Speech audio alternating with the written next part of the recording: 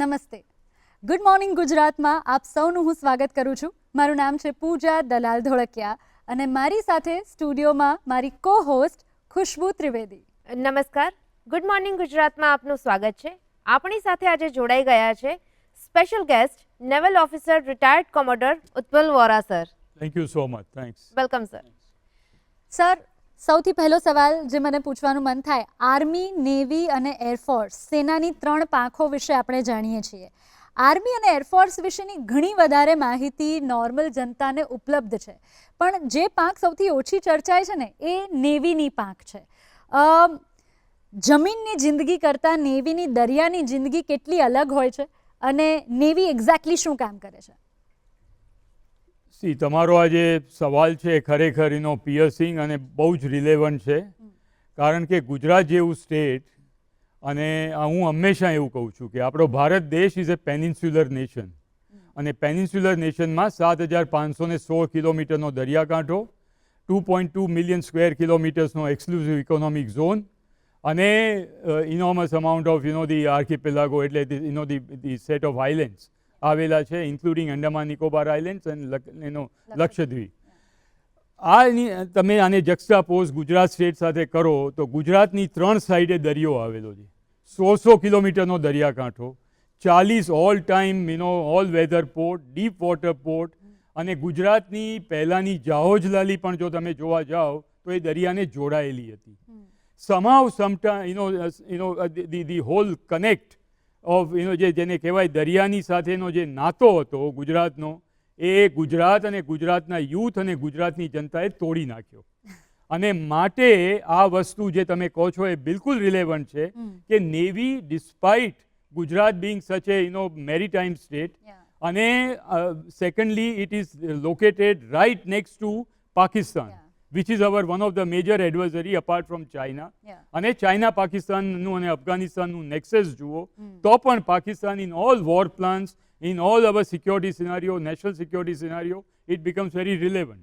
આ બધું જોતા નેવીની તો સૌથી વધારે ઇન્ફોર્મેશન હોવી જોઈએ ગુજરાતના યુથમાં, ગુજરાતના લોકોમાં. અને સેકન્ડલી મારે આ વસ્તુનો એને ન્યાય કરવો જોઈએ, કારણ કે 5 વર્ષ માટે I was naval officer in charge of the Gujarat state, અને as a naval officer in charge of the Gujarat state I have given enough push for navy to be known in the people of Gujarat and Gujarat state. So આ જે વસ્તુ જે તમે કહી એ બહુ જ જરૂરી છે, કારણ કે આપણા દેશની જે ક્રિટિકલ એસેટ કહેવાય, કારણ કે ગુજરાત આપણા વ્યુઅર્સને ખબર હશે કે ભારત દેશની economy is dependent on the oil and gas, અને મોટામાં મોટી રિફાઇનરીઓ ગુજરાતના ગલ્ફ ઓફ કચ્છમાં આવેલી છે, including refinery in Jamnagar, which is a private refinery. પણ the gulf of Kutch you can not in exact terms, but in somewhat equivalent terms you can easily compare with the Strait of Hormuz, અને એ બંને એક જ latitude ઉપર આવેલા છે almost, અને માટે જે સ્ટ્રેટેજિક ઇમ્પોર્ટન્સ સ્ટ્રેટ ઓફ હોર્મુઝનું છે, that is also the same relevant to us in our economy. માટે દેર ઇઝ નો વે કે આપણે આ જે સીનું ઇમ્પોર્ટન્સ છે, મેરીટાઈમ ઇમ્પોર્ટન્સ છે, એ ગુજરાત ભૂલી શકે. અને માટે may be government of Gujarat, even the national government, અને at every level every effort must be put in to make Navy, sell to the people of Gujarat. So exactly નેવીના officer શું કરે, એમની લાઈફ કેવી હોય, અને પાણીની જિંદગી એ જમીનની જિંદગી કરતાં કેટલી અલગ હોય? ટોટલી અલગ હોય, કારણ કે નેવી ફર્સ્ટ ઓફ ઓલ એને કહેવાય છે it is a silent service, કારણ કે એરફોર્સ અને army they operate within the વિસિનિટી of the people. અને માટે જ્યારે એરક્રાફ્ટ ફ્લાય કરે કે આર્મીની ટેન્ક્સ મૂવ કરે કે એક્સરસાઇઝ કરે, ત્યારે most of the time they are present. Even media can also be available જો if it is not a confidential set of exercise or movement. But naval ships, submarines, aircraft, once they leave the shore, then they go deep into the sea. And then there are nobody to see. માટે તમે જે કહો છો એ વાત સાચી કે navy કરે શું, પણ it is not that. The art of maritime warfare is the oldest art of the warfare. અને તમે જુઓ કે દુનિયાના દેશો દેશો જે મહાન સત્તાઓ કહેવાય, you cannot become a great power unless you have a great naval power. Absolutely. Okay? Wow. And somehow, and this is also a reality of life, hard-hitting reality of life. કે આપણે we became so land centric કારણ કે આપણે મોગલો, અંગ્રેજ ને અને જે બધી ફોરેન પાવર્સ એ આવીને આપણને જ્યારે એમણે અટેક કર્યો ત્યારે અપાર્ટ ફ્રોમ સીવર્ડ સાઇડ જ્યારે તમારી પર અટેક થયો ત્યારે આપણે ગુલામ બન્યા. પણ જ્યારે મોગલો ને બીજા બધા આવ્યા ત્યારે ભલે તે occupied land but you never lost the freedom. Correct. Yeah. પણ જ્યારે Dutch, Yeah. French, Yeah. Portuguese Very interesting. ઓર even British East India company બધા આવ્યા ત્યાં 200 વર્ષની ગુલામી થઈ. Right. અને એ વખતે જે બધા તમારા મેરીટાઈમ કિંગડમ હતા like Chola kingdom, in Visakhapatnam, Vizag side, Satavahana and all that, they just couldn't stand up Correct. to the maritime power of the British. બરાબર. Or probably they sold, their sovereignty. Right. This is the reality of life. તેમ છતાં આપણે ભૂલી રહ્યા છીએ, તેમ છતાં આપણે લેન્ડ સેન્ટ્રિક છીએ. પણ having said that I must balance it out. એ વસ્તુ પણ પાછી એવી થઈ કે બીકોઝ ઓફ પાકિસ્તાન સેન્ટ્રિક સમાવ આપણો જે પર્સપેક્ટિવ રહ્યો એનાથી લેન્ડ અને land warfare it occupied so much of the importance that the major component of the defense budget also started getting allocated to the army.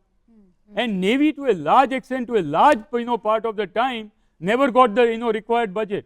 Even આજે પણ naval admirals and when I was in naval headquarters ત્યારે કેટલા એની પર પેપરો presentation બધું that you need a 200 ships navy. Yeah. And our submarine program is also lacking. But we have to catch up. Yeah. અને માટે તમે જે કહો છો નેવી શું કરે છે સીમાં જઈને, navy prepares for war All the time. All the time. ત્યાં આગળ જઈને કંઈ ડિનર લેઆઉટ નથી થતું.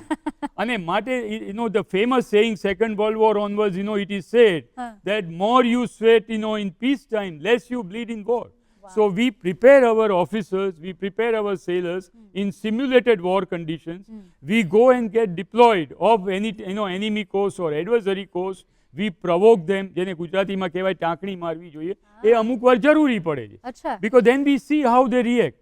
Do they operate their radars? Then we monitor the signature, radar signatures. If and the way we go and do it, એ લોકો પણ આપણી સામે આવવા માટે ડિપ્લોય કરવા of Mumbai, of Saurashtra cost, of Cochin, and in the Indo-Pacific region like China is concerned, there are certain flag showing missions, there are goodwill missions, there are there is also a famous saying that join the navy and see the world. That is also relevant. Right. So all these things put together, in nutshell, there is only one service, that is navy, which is an instrument of foreign policy. And an instrument of foreign policy, our diplomats, regrettably, and I am putting this with due stress, somehow our policy makers and our diplomats, they failed to learn how to use the navy and how to use the navy effectively as an instrument of foreign policy. Somehow a art they have never understood. Right. And that is why this current state of affairs. If your navy was strong, there are ambassadors who walk up to the prime ministers and the presidents of the adversary countries and they threaten, in that kind of a language that, Mr. President, I carry the direct orders from my president. And if you don't do this, my warships are already, off your waters. Oh. And we shall carry out, certain, measures that may be of not liking to you. So આ જાતની ગનબોટ diplomacy, આ જાતની કોર્સિવ diplomacy, આ જાતની effective diplomacy you can only exercise if you have a strong navy. Navy. And you have a worldwide interest. Right. Right now what happens, we are, the Indian Navy has, closeted to be a regional navy, Right. which should not be. Right. A country like India must have a worldwide interest. And a worldwide interest, and if you want to stand up to a, power like China, કે જેની economy is running to the tune of 19 to 20 trillion dollars. Right. Then, and our economy is to the tune of about 3 to 3.5 trillion dollars. If you still want to stand up, and True. their submarine strength, their ship strength, you have no other option. Right. But you have to find the budget. You have to make sure that that budget is supportable, sustainable, and build the navy. Absolutely. Right sir. So sir આ તમારી જે વાત છે મને એક question પર લાવે છે જે તમે પહેલાં કીધું કે જે યુથ છે એ યુથ નેવીથી ડિસ્કનેક્ટેડ છે, તો સર ગુજરાતના યુથને નેવીમાં વધારે ઇન્ટરેસ્ટ પડે અને એ લોકો એમની તૈયારી કરી શકે, એના માટે લોકો શું કરી શકે? You want me to be honest? Yes. Because, આ વસ્તુ છેલ્લા 10 વર્ષથી મેં, I have tried to highlight. But somehow, regrettably, it is also a fact. And sometime we have to be inward looking and we have to do honest introspection as a Gujarat અને ગુજરાતના યુથે. કારણ કે જે જાતનો આજે drug મિનેસ ને અને જે જાતની મની માઇન્ડેડનેસ ગુજરાતના યુથમાં સેટ થઈ રહી છે, it is very dangerous. Sir, youth આગળ આવી રહ્યું છે. હવે જેમ કે ફોર એક્ઝામ્પલ 10મા 12માની બોર્ડની એક્ઝામ્સ ચાલે છે અત્યારે, એ પતશે પછી જો કોઈને નેવી ઓફિસર બનવું છે એના માટેની તૈયારી માટે એ શું કરી શકે, એના માટેની કોઈ પ્રોસિજર હોય જો આપ એ જણાવી શકો. સી આમાં it is like that. There are two entries. હા. One is a sailor entry and one is a officer entry. In sailor entry, through Agniveer also one can go, and which is a very good scheme, in a way, and people can join the navy. The youth can, navy join kare. In a officer level entry, there are no state specific, quota. Therefore, you have no other option but to, go in for a UPSC or a combined defense services examination. And you have to write the exam at a national level. Okay. Then in a national level, you have to pass that exam and come in the merit list. Okay. Once you in the merit list, then you will be called for an interview which is called Service Selection Board. Okay. And in Service Selection Board, there is sort of a viva, group tasking, and you will be put to a certain amount of aptitude test. Whether you are fit to be an officer or not. Whether you can work under stress and strain or not. Okay. And you can still deliver or not. What is your inner ability? Apart from your physical ability, what is your mental makeup? Okay. And what is the balance between your mental makeup and physical makeup? Oh. All these will be tested for over a period of 7 days. And then the written test and the viva, that marks will be combined. Okay. And a combined merit list will be formed. Okay. And then you will get your call later. Right. So the youth of Gujarat, they have to prepare themselves. તો sir And there is no way you have to come in the national merit list. કોઈ તમને it is not possible કે state કોટાની અંદર મને officer So બનાવે. you yeah. have to crack UPSC Yes. for that. તો sir મારો next question એ છે કે તમે જે કીધું કે મેન્ટલ પ્રિપેરેશન કરવી પડે, ફિઝિકલ પ્રિપેરેશન કરવી પડે, એક અઠવાડિયાની આખી જે ટેસ્ટ આવે, તો એના માટે પ્રિપેરેશન કેવી રીતે કરી શકે અથવા તો કઈ ઉંમરથી શરૂ કરવી પડે તો તમે એ પાસ કરી શકો? સી આ જે જાતનું જે પ્રેપરેશન છે એ તમે જ્યારથી નાના હો અને જ્યારે સ્કૂલમાંથી મે બી 7th or 8th standard onwards, you have to decide okay. that I want to be an officer. I want to join the army, navy or air force. Yeah. Then only you can do it. You have to prepare for it. You have to widen your horizon. You have to be prepared about regional and global affairs. Because નહીં તો તમે કૂવામાંના દેડકા છો. Right. And unless you widen your horizon, unless you have a global knowledge, you cannot stand in an examination. Right. You will be exposed very soon. And those people sitting on the other side of table, અને જે તમારી capability ને ability બધી જે gauge કરી રહ્યા છે, they are experienced people, and in no matter of time they will put you in your right place. So therefore you cannot fool them. અને માટે આ બધી જાતની જે તૈયારી છે પહેલેથી હોવી જોઈએ, ડિટર્મિનેશન હોવી જોઈએ, એક્સપોઝર હોવું જોઈએ. Physically you should be prepare yourself. You got to be tough physically, at the same time mentally aware and able. And then you have to start taking certain kind of help of the people, those who have joined the services. Yeah. But now you have asked me that question. Take my question.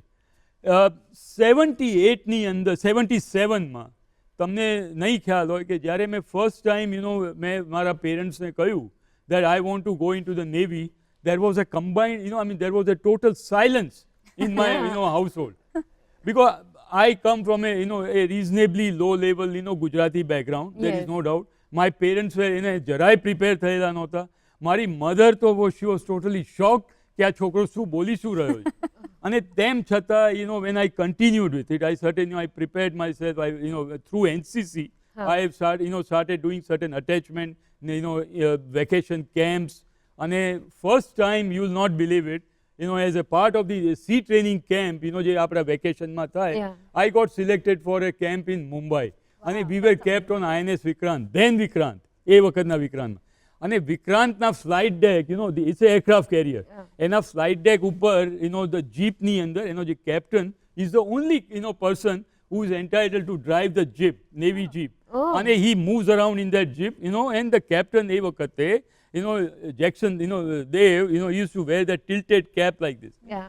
I was just about 16 or 17 year old, passing through my most impressionable years of my life.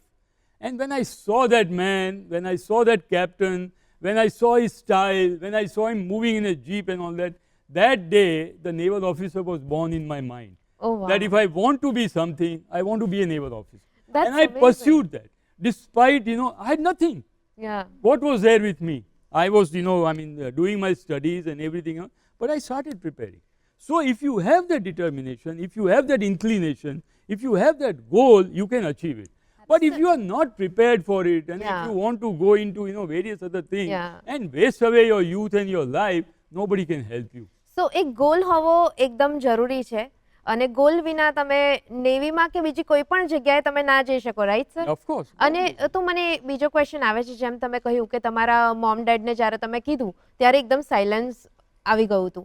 તો ગુજરાતમાં ઘણા parents છે જે કોઈ પણ બાળકને નેવીમાં કે જવું હોય તો એ લોકો નથી જવા દેતા. તો એ પેરેન્ટ્સ માટે તમારે શું મેસેજ આપવો છે? ખુશ્બુ, મને એ જ નવાઈ લાગે છે. You cannot, in today's world, તમે second world war onwards, તમે જુઓ profession of arms, and even today also, it is called profession of arms. Profession of arms is one of the most honest, humble, and, is full of respect. Yeah. You may not make money, millions of, rupees and all, you will not make it. I mean, let's not fool the youth of the people. Yeah. જો તમે પૈસા કમાવા હોય તો ના આવશો navy, army, navy, એરફોર્સમાં, because that's a wrong profession. Yeah. Then do everything else. But if you want to serve the country, if you want to serve the nation honorably, and there is a saying that the day your motherland becomes more important than your mother, you have become a soldier. Wow. So if you want to do that, come to the Navy, Army and Air Force. And parents must encourage that. Because you cannot have a more honorable and more honest profession than profession of arms. Any chata, any vastu jalai. And then the whole, throughout your life, you live in, nostalgia. માટે અને જાતના experience facing the sea, Yeah. getting the sea salt in your veins, getting your sea legs. અને તમને અને એક વસ્તુ મારે તમે ખરેખર આ સારી લાવ્યા કે 23 થી 25 વર્ષનો છોકરો જ્યારે તૈયાર થાય, એકેડેમીમાંથી બહાર આવે અને એની ધ ફર્સ્ટ રેન્ક નેવીની મળે ઓફિસરની, he is called sub lieutenant and then he becomes lieutenant with 3 years or 4 years of service. તમે નહીં માનો, આજનું એક વોરશિપ, it costs 1500 crores to the nation.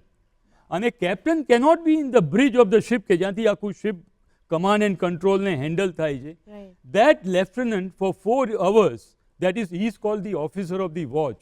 He is in charge of that ship. He is the final authority. He runs the ship. He drives the ship.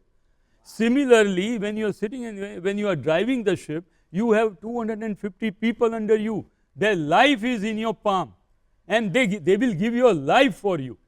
That is the kind of, the connect between the sailor and officer it is. Now tell me, which corporate in the world at a age of 24 will give you an asset of 1500 crores to handle for 4 hours independently?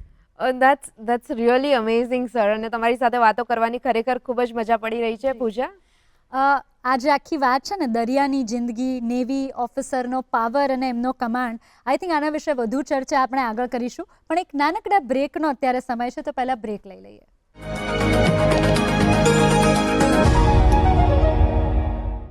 સો ઉત્પલ વોરા સાથે આપણી વાત અત્યારે જારી છે. Break બાદ ફરી એકવાર આપનું સ્વાગત છે, પણ આ કન્વર્ઝેશન આગળ વધારીએ એની પહેલાં જ્યારે આપણે મેરીટાઈમ વોરફેરની અને નેવીની વાત કરી રહ્યા છીએ, તો ગુજરાતની એક એવી સંસ્થા વિશે વાત કરવી છે કે જે યુવાઓને આ મેરીટાઈમ અફેર્સ માટે તૈયાર કરે છે.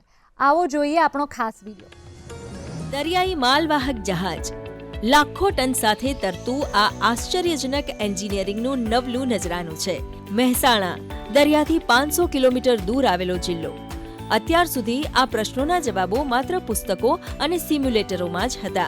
પરંતુ હવે ગણપત યુનિવર્સિટીએ 8 કરોડના ખર્ચે એક અનોખું શિક્ષણ જહાજ તૈયાર કર્યું છે, જે અસલ દરિયાઈ જહાજ જેવી જ કાર્યપ્રણાલી ધરાવે છે. આ જહાજમાં તમામ એન્જિન કાર્યરત છે, જે વિદ્યાર્થીઓને જહાજની પ્રેક્ટિકલ સમજણ આપે છે. ગુજરાતના એકમાત્ર કોલેજ છે જેમાં કે આપણે મેરીટાઈમ સ્ટડીઝના બધા કોર્સ પ્રીસીના જે જહાજમાં એવી રીતે આવે છે, અને એના પછી જીપી રેટિંગ જે ક્રૂ માટે કોર્સ છે, તો ક્રૂ હોય કે ઓફિસર હોય બધાના કોર્સ અહીંયા છે, જેમ કે આઈએમઓ દ્વારા અને આપણા ડીજી શિપિંગ દ્વારા એ પ્રમાણિત છે. એનો પણ કોર્સ આપણે આપીએ છીએ. આ રીતે અમે બધા કોર્સ વિવિધ રીતના કોર્સ ચલાવીએ છીએ. ક્વોલિટી ઉપર જોઈએ છે અને એમાં જનરસ છે, અને સ્ટુડન્ટ માટે જે સારું હોય એના કરવા સતત તૈયાર છે. અમે પણ અહીંયા ફેકલ્ટી જે છે અમે બહુ સારી ફેકલ્ટી લઈએ છીએ. એટલી દેશ વિદેશની મલ્ટીનેશનલ શિપિંગ કંપની છે, મોટીમાં મોટી તમે કંપની કહો છો, જે બોમ્બે ઇન્સ્ટિટ્યૂટથી લે છે, ચેન્નઈ ઇન્સ્ટિટ્યૂટથી લે છે, જે દિલ્હી ઇન્સ્ટિટ્યૂટથી લે છે, એ આજે આપણે અહીંયા પોતે આવે છે અને સ્ટુડન્ટને સિલેક્ટ કરે છે અને પોતે સ્ટુડન્ટ મોકલે છે, સ્પોન્સર કરીએ છીએ. એટલા માટે આપણે પ્લેસમેન્ટ જો છે બીટેક, જો તમે બીટેક લો કે બીએસસી લો, એમાં 100% પ્લેસમેન્ટ છે. તમને વિચાર આવશે, મહેસાણામાં જમીન પર જહાજ કેમ અને 8 કરોડનો ખર્ચ શા માટે?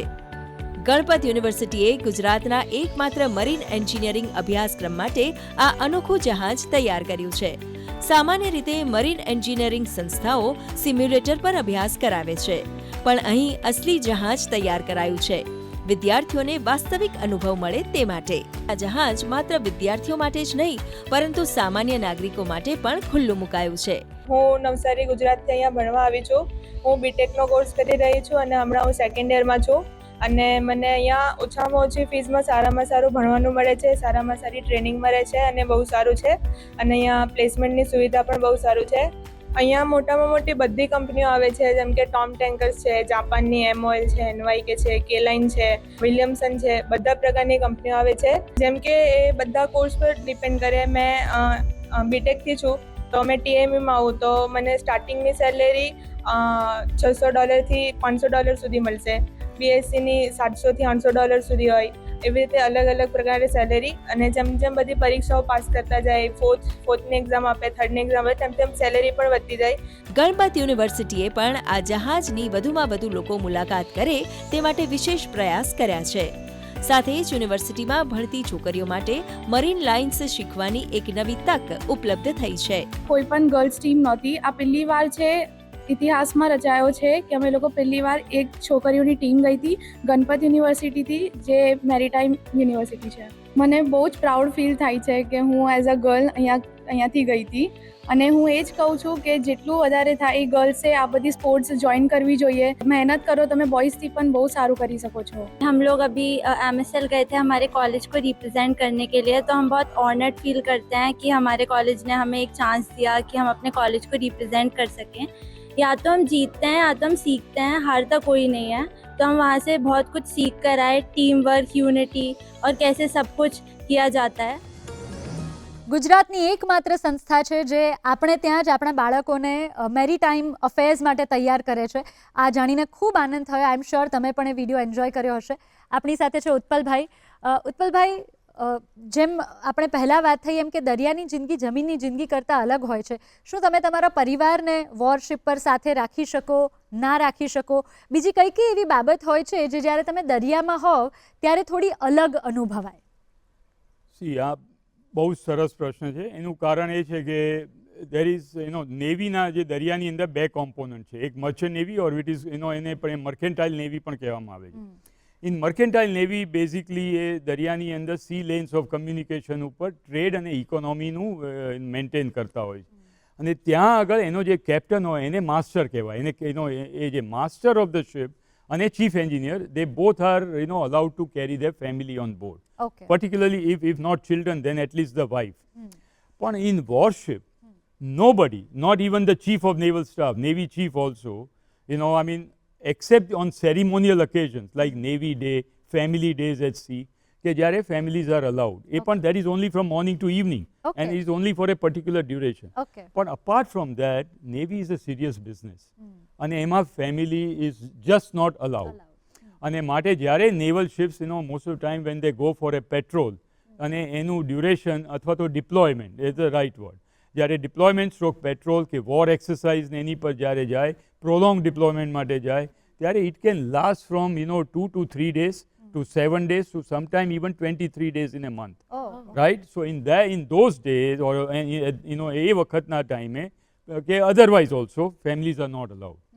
સિમિલરલી જ્યારે શિપ્સ હાર્બરમાં આવીને બર્થિંગ કરે ત્યારે Saturday Sunday morning to evening time, જે વર્કિંગ અવર્સ જેને કહેવાય, એ દરમિયાન ઓનલી ઓન સેટરડે સન્ડેઝ તમે with special permission children and family કે they can visit, okay but they cannot stay with you, right? That is not wrong. Because after all, it's a war fighting machine. Correct. It's a war fighting platform. Right. I mean, and it's not a picnic spot. Of course Right? And so therefore, certain amount of separation, હા. you have to be mentally prepared. જી અને જ્યારે તમે દરિયામાં જાઓ ત્યારે તમારું family it stays in a naval base. Right એટલે દરેક ship operates from a naval base okay or it gets deployed from another base. Like મારા શિપનો parent base or a mother base can be Mumbai. ઓકે પણ મારું ship can get deployed in Kochi, Visakhapatnam, Andaman Nicobar islands Okay. કે ગમે ત્યાં. Okay અને ત્યાંથી 1 મહિના માટે એને ડિપ્લોયમેન્ટ ત્યાં આપ્યું હોય તો એ ત્યાંથી જ ઓપરેટ કરે. જી અને ક્યાં તો મારા જે મધર પોર્ટ કહેવાય કે બેઝ મધર બેઝ કહેવાય ત્યાંથી પણ કરી શકે. તો જો મધર બેઝમાં ત્યાં શિપ જ્યાં સુધી હોય ત્યાં સુધી ઇટ્સ લાઈક એ વર્કિંગ. સવારમાં તમે 9 વાગે ત્યાં જાઓ અને સાંજે 5, 5:30, if everything goes well and if under control, તો તમે you can go back to your with your family. તમારું જે રેસિડેન્શિયલ ક્વાર્ટર અલોટ થયેલું હોય ત્યાં આગળ તમે રહીને તમે તમારી શોર લાઈફ એન્જોય કરી શકો. રાઈટ પણ when you are on a ship and there are certain they call it actually naval terminology action station. Action Action station station. So when that kind of the preparation, simulated warfare patterns and all, when they are being exercised, then there is You no can go. question cannot do it. or neither they can come. Yeah, but neither they can come, or you have to be prepared for it. And secondly, what Navy generally follows is a sea followed by a shore pattern of posting. Okay. એટલે હું ધારો કે 3 વર્ષ સુધી સીમાં હોઉં જી તો પછી મને 2 થી 3 વર્ષ માટે શોર પોસ્ટિંગ મળે if I am lucky. Okay But not necessarily that I can demand કે મારા 3 વર્ષ થઈ ગયા માટે હવે 3 વર્ષ માટે મને શોરમાં મૂકો. Right. No. The privilege or prerogative is with the Navy.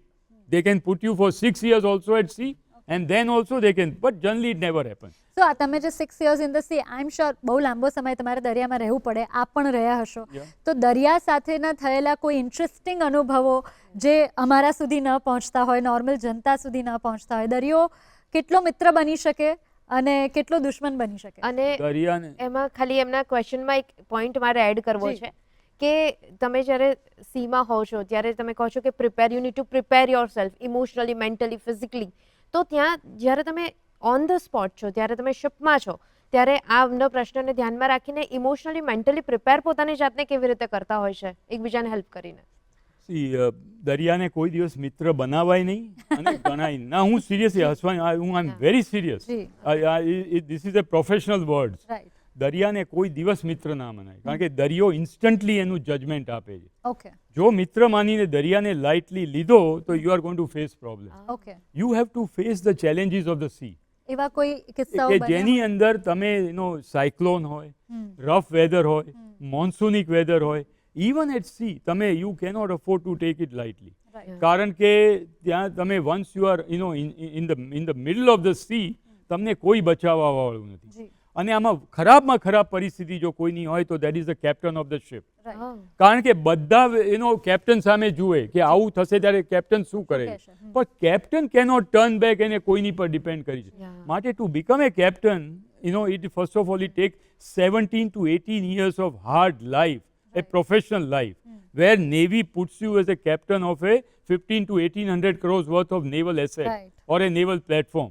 That man is fully capable to handle that ship in any kind of eventualities and any kind of situation that may emerge, including when you are facing Pakistanis or Chinese, or when you are doing a combined exercise with US Navy, French Navy or Japanese Navy or anybody. I mean, there is no question. So, the challenges at sea, is always there. Right. અને તમે જ્યારે પણ એને lightly લીધો છે ત્યારે તમને મોઢા પર લપડાક પડે છે જ.